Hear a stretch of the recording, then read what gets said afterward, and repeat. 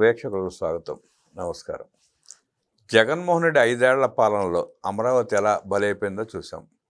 కూటమి ప్రభుత్వం వచ్చిన తర్వాత శరవేగంగా అభివృద్ధి జరుగుతూ ఉంటే మళ్ళీ అవే కుట్రలు మొదలుపెట్టాడు జగన్ రెడ్డి. నిన్న అమరావతిలో పైపులకు నిప్పు పెట్టి రాక్షసానందం పొందారు ఆ వైసీపీ మోక. అమరావతిలో దహనం ఘటనపై మరిన్ని వివరాలు అడిగి తెలిసిన ప్రయత్నం చేద్దాం. విశ్లేషించడానికి మనతో ఇప్పుడు ఉన్నారు డివి శ్రీనివాస్ గారు. వారిని అడిగి మరిన్ని విశేషాలు తెలుసుకుందాం. సార్ నమస్తే. నమస్తే. అమరావతిలో మళ్ళీ కుట్రలకు తెరలేపారు వైఎస్ఆర్ కాంగ్రెస్ పార్టీ వాళ్ళు. నిన్న పైపులకి దహనం పెట్టారు అంటూ ప్రచారం జరిగింది. ఆ పైపుల వివరాలు ఎందుకు మళ్ళీ కుట్రలు మొదలుపెట్టారు, ఎట్లా చూస్తారు, ఎట్లా విశ్లేషిస్తారు? నాగుపాము పగ 12 ఏళ్ళ, జగన్ పగబడితే 100 ఏళ్ళ. ఏదో కోడెత్తరాసో ఏదో పాత సినిమా ఏదో ఉంటుంది. నాగుపాము పగ 12 ఏళ్ళు, నాలో రగిలే పగ 100 ఏళ్ళు. అంటే ఇప్పుడు ఇవాళ జగన్లో రగిలే పగ 100 ఏళ్ళ అంటుంది. అదే ఏది ఇవాళ అతను ముఖ్యమంత్రిగా అమరావతిని అధ్వానం చేశాడు, అరాచకం సృష్టించాడు, అసలు నరకం చూపించాడు.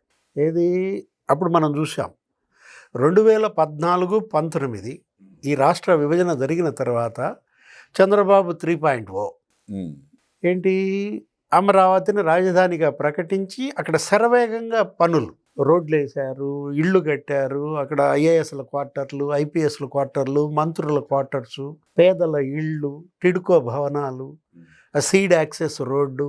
ఆ సీడ్ యాక్సెస్ రోడ్డు అది హైవేలో కలవనీయకుండా దానికి అడ్డంగా ఇతను పార్టీ కార్యాలయానికి భూమి ఇచ్చుకున్నాడు. ఇక్కడ పార్టీ కార్యాలయం కట్టాలని చూశాడు, పునాదులు కూడా లేపేశాడు. సీడ్ యాక్సెస్ రోడ్డు ఆపేశాడు పనులు. హైవే కలవకూడదు అంటే ఇప్పుడు హైవేకి కలవకుండా ఇక ఆ సీడ్ యాక్సెస్ రోడ్డుని ఏం చేయటం అన్నమాట, ఇంకా దాన్ని అసలు అది ధ్వంసం చేసే పనిలో అతను ఆ బిల్డింగ్ కట్టేసుకోవాలని తన పార్టీ కార్యాలయానికి అక్కడ భూమి ఇచ్చుకుని ఇరిగేషన్ వాళ్ళది బిల్డింగ్ కట్టేసి చేయాలని చూశాడు. చంద్రబాబు వేసిన రోడ్లు తవ్వేశారు. ఏది అప్పట్లో ఆ రోడ్లు తవ్వటం కాదు, కంకర ఎత్తుకుపోవటం, ఆ స్టీల్ ఎత్తుకుపోవటం అసలు ఎప్పుడన్నా ఎక్కడన్నా జరిగిందా? అంటే ఎంత వీళ్ళు చేసిన పగ నేను అంటోంది అదే. ఏది వాళ్ళ జగన్మోహన్ రెడ్డి జనరల్గా ఏంటంటే ప్రత్యర్థుల మీద పగబట్టాడంటే ఓకే, తెలుగుదేశం మీద పగ, జనసేన మీద పగ. నీ ప్రత్యర్థులపై పగబట్టావంటే పోనీ నీకు ఓటేయలేదు, ఆ ఓటేయని ప్రజలపై పగబట్టావు, నీ నోడిచ్చావని ప్రజలపై పగబట్టావు. అసలు చివరికి దేవుడి మీదే పగబట్టాడు. ఏది తిరుమల తిరుపతి వెంకటేశ్వర స్వామి మనం చూసాం. అంటే నేను అంటోంది అదే. అసలు ఏంటి ఒక పాలకుడికి ఉండే లక్షణం, ఒక ప్రజాప్రతినిధి ఉండేటటువంటి ఆ లక్షణాలు జగన్లో మచ్చుకైనా ఉన్నాయా? అన్ని ముఠా లక్షణాలే. ముఠా నాయకుడికి ఉండాల్సిన లక్షణాలు తప్ప రాజకీయ నాయకుడికి ఉండాల్సిన లక్షణం ఒకటి లేదు. ఏది ఇప్పుడు పాలెగాడు అదేదో వీళ్ళ మీద ఒక పుస్తకం కూడా వేశారు అప్పట్లో నక్సలైట్లు. ఏంటి ఇప్పుడు ఇవాళ ఇదే చూడండి మీరు, అమరావతిలో ఆ పైపులు తగలబెట్టారు ఎల్ఎన్టీ స్టాక్ పాయింట్లో. అదేంటి హై డెన్సిటీ పాలిఎథిలిన్ పైప్స్ 15,000 మీటర్లు. కాస్ట్లీ పైప్స్ సార్ అవి. దగ్గర 10 కోట్లు ఆ పైపుల ఖరీదు. ఇప్పుడు అదంతా అవి తగలబడవు కదా. ఇప్పుడు అక్కడ ఎండలేమంతా ముదరలేదు, ఎవరో నిప్పు పెట్టారు. అంటే అంతకుముందు చూసాం అక్కడ అరటి తోటలు నరికేశారు, చెరుకు తోటలు కాలబెట్టారు. ఇదెప్పుడు 3.0లో 2014-19 మధ్య. అప్పుడు నందిగం సురేష్ మీద కూడా అప్పట్లో కేసులు పడ్డాయి, జైళ్ళకి వెళ్ళాడు. అంటే ఏంటి ఇప్పుడు ఇంకో నందిగం సురేష్ తయారయ్యాడా? అతనే చేపించాడని చెప్పి కూడా అనుమానాలు వస్తున్నాయండి అక్కడ ప్రజల్లో. ఎందుకంటే మరి లంపెన్ ఎలిమెంట్స్, ఏది యాంటీ సోషల్ ఎలిమెంట్స్గా ఇవాళ యాంటీ సోషల్ పార్టీగా. అరే అసలు నీవు బోర్లు ధ్వంసం చేయటం మనిషి అనేవాడు చేస్తాడండి.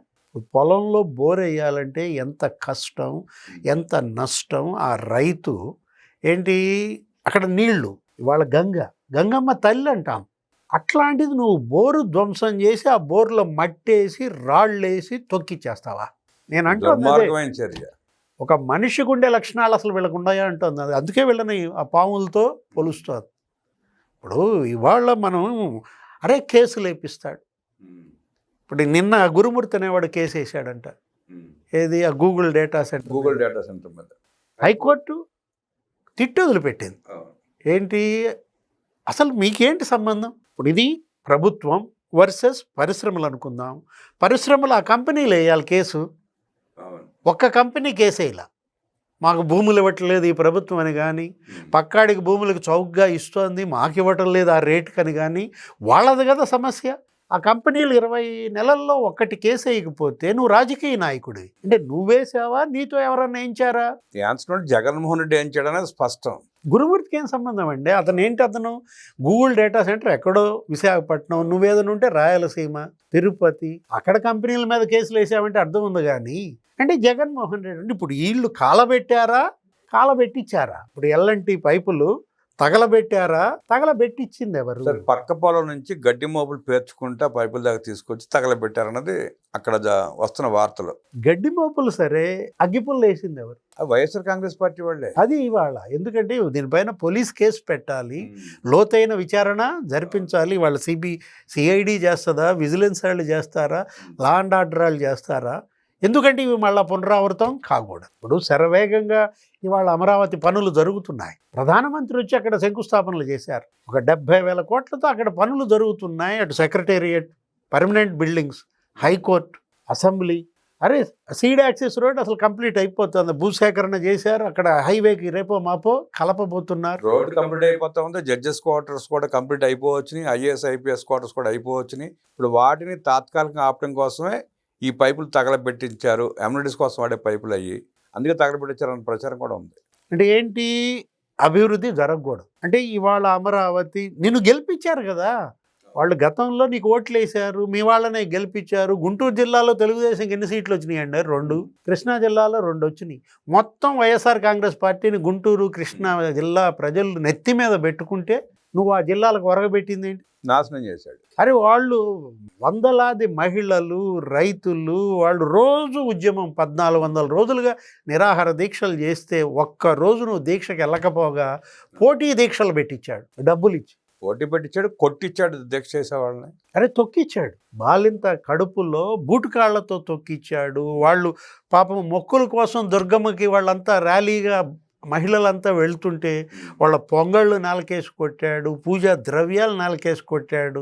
వాళ్ళు దేవస్థానం, న్యాయస్థానం నుంచి దేవస్థానానికి మొక్కులు పెట్టుకుంటే ఆడెవడో అక్కడ రాజమండ్రిలో మార్గాన్ని భరత్తో ఎవరో మరి అతని అనుచరులు పెట్రోల్ బాటిల్స్ అంటే హత్య యత్నం చేశారు. అంటే ఎంత దమనకాండ జరిగింది. అసలు 1000 మంది రైతులపైన కేసులు పెట్టించారు. మొన్న కేసులు ఏవో ఎత్తేస్తున్నట్టున్నారు, కొన్ని కేసులు కూడా ఎత్తేసారు, ఇతను పెట్టించినటువంటి అక్రమ కేసులు.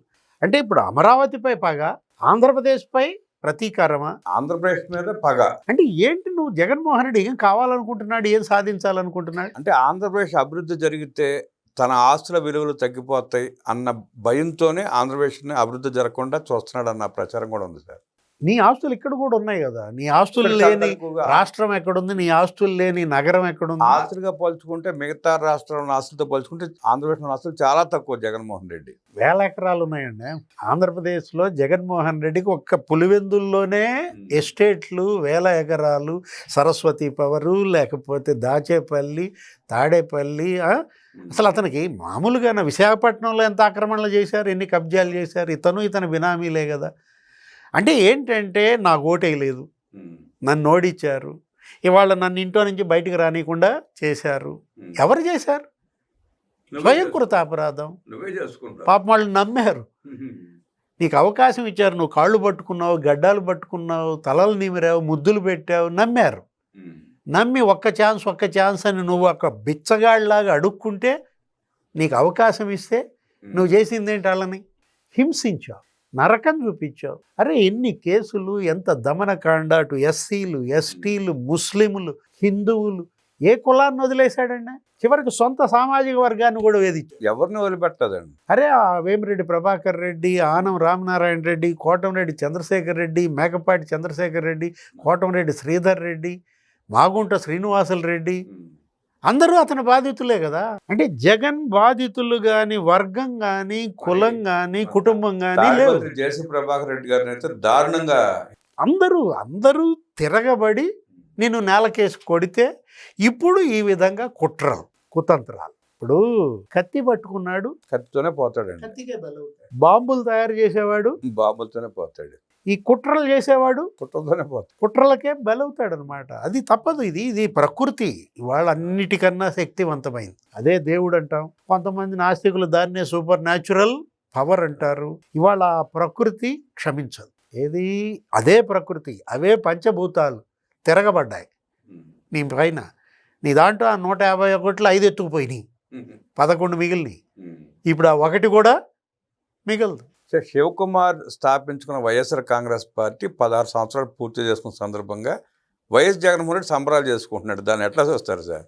చీమలు పుట్ట పెడతాయి, పాములు మింగేస్తారు. చేరతాయి. చీమలు పెట్టిన పుట్టలో పాములు చేరడం అనేది మనం అది ప్రకృతిలో మన సహజ పరిణామంలో చూస్తున్న దీంట్లో అది చీమ. మీరు చెప్పిన శివకుమార్ అనేవాడు అదేదో పుట్ట పెట్టాడు, ఆ పుట్టలోకి ఈ పాములు చొరబడ్డాయి. ఇప్పుడు ఒకటి అతను ఈరోజు 16 ఏళ్ళు అవుతుంది ఆ పార్టీ పెట్టి, వైఎస్ఆర్ కాంగ్రెస్ పార్టీ 5 ఏళ్ళు పవర్లో ఉన్నాడు. దగ్గర దగ్గర మరి 11 ఏళ్ళు ఏమో ప్రతిపక్షంగా వెలగబెట్టానంటాడు. ఏ పాత్ర నువ్వు సమర్థంగా పోషించావు చెప్పండి. అటు ప్రతిపక్షంగా ఇవాళ నువ్వు ఒక ఫెయిల్యూర్, అసెంబ్లీకి బావు, ప్రెస్ మీట్లు పెడతావు, జనంలో ఉండవు. ఇక్కడ 2 రోజులు ఉంటావు, కర్ణాటకలో 5 రోజులు ఉంటావు. అసలు నీ మీద నీకే నమ్మకం లేదు. అసలు జనంలోకి వెళ్ళాలంటే నీకు భయం. ఏది ఇలా భయపడేవాడు అసలు నాయకుడికే తగడు కదా. ఇప్పుడు పోనీ అధికారం 5 ఏళ్ళు ఎలగబెట్టావు, ఫెయిల్యూర్. అంటే ముఖ్యమంత్రిగా విఫలమయ్యావు, ప్రతిపక్షంగా విఫలమయ్యావు, అసలు ఒక పార్టీ నడపటంలో టోటల్గా ఫెయిల్ అయ్యాడు. రాష్ట్రాన్ని లూటీ చేయడంలో మాత్రం మంచి అనుభవం సంపాదించాడు. అది అతని బ్లడ్లోనే ఉంది. ఏది వాళ్ళ లూటీకి పేటెంట్ అతందే కదా. ఇవాళ మనం చూసాం, ₹1 పెట్టుబడి లేకుండా 1000 కోట్ల విద్యుత్ ప్లాంట్ల సామ్రాజ్యం. తీస్తా హిమాచల్ ప్రదేశ్లో, సండూర్ కర్ణాటకలో, సరస్వతి పవర్, హిమూర్జా. అరే 1,00,000 కోట్లండి, రూపాయి పెట్టుబడి లేదు. ఒట్టి విద్యుత్ ప్లాంట్ల సామ్రాజ్యం. ₹1 పెట్టుబడి లేకుండా 20,000 కోట్ల మీడియా సామ్రాజ్యం. సాక్షి ఛానల్, సాక్షి పేపర్, ₹1 అతను పెట్టుబడి లేదు. సాక్షి బిల్డింగ్లు చూస్తారా? మీరు వెళ్ళేటప్పుడు వచ్చేటప్పుడు రోడ్డు మీద కనపడుతుంటాయి. ఆ బిల్డింగ్లు ఎవరు కట్టించారు? జగన్ కాదు, నిమ్మగడ్డ ప్రసాద్, గాలి జనార్దన్ రెడ్డి. ఆయనదొక 950 కోట్లు, ఈయనదొక 150 కోట్లు. ఎంత? వాళ్ళ వైట్ మనీ మొత్తం లాగేశాడు. 1100 కోట్లు అక్కడే కనపడుతుంది. అంటే ₹1 పెట్టుబడి లేకుండా వ్యాపారం ఎలా చేయొచ్చు? ₹1 పెట్టుబడి లేకుండా పార్టీ ఎలా పెట్టచ్చు? ₹1 పెట్టుబడి లేకుండా అధికారంలోకి ఎలా రావచ్చు? మామూలు తెలివిలాడు ఇది తెలివెట్ట అంటాం కానీ ఎంత జగజ్జంత్రి, ఏది ఎంత మోసగాడు. ఇప్పుడు మోసగాళ్ళకు మోసగాడు. అతనికి ఉన్న తెలివితేటల్లో దోపిడీకి ఉపయోగించే తెలివితేటల్లో 10% ఉపయోగించిన కనీసం 30 సీట్లు వచ్చాయి. అంటే ఒకటి జగన్మోహన్ రెడ్డి ఏంటి నేనంటోంది అదే, ప్రతిపక్షంగా ఫెయిల్ అయ్యాడు, ముఖ్యమంత్రిగా ఫెయిల్ అయ్యాడు, ఒక పార్టీ లీడర్గా ఫెయిల్ అయ్యాడు, అసలు ఒక ఫ్యామిలీ పెద్దగా ఫెయిల్ అయ్యాడు. ఇవాళ తండ్రి లేడు, కుటుంబ పెద్దవు నువ్వే, కానీ నీ చెల్లె ఇవాళ నిన్ను దుమ్మెత్తి పోస్తావు, నీ తల్లి ఇవాళ కన్నీళ్ళు, శాపాలు. నేను అంటోంది ఏంటి, ఇతను ఒక శాపద్రష్టుడండి. ఎవరు? జగన్మోహన్ రెడ్డి ఒక శాపద్రష్టుడు. జగన్మోహన్ రెడ్డి అరాచకాలని ప్రకృతి కట్టడి చేసే సమయం ఆసన్నమైందంటూ విశ్లేషించిన డివి శ్రీనివాస్ గారికి ధన్యవాదాలు తెలియజేస్తూ నమస్కారం.